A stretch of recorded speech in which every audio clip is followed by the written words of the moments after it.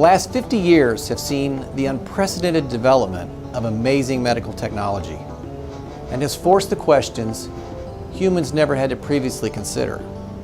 How do we stop delivering some types of care in a world where the default is to do all we can to prolong life? One answer is the Advanced Directive. Let's go over a few basic facts about Advanced Directives. Advanced Directives are simply written instructions you supply for when you are very ill or near the end of life and you no longer have decisional capacity to advise others on your wishes about your care. Having decisional capacity means you can both communicate your wishes and understand your condition sufficiently to make informed choices. Being decisional does mean then that you have the capacity to understand the consequences of your decision and to consider alternatives. Advanced Directives cover two key elements of your care. First, they lay out your desires about what care you want or don't want near the end of life.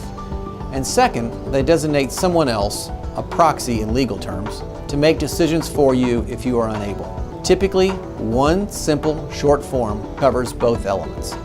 Now, none of us can anticipate the details around the circumstances of our care at that time, so we can only use general categories like life-prolonging treatment or artificial nutrition.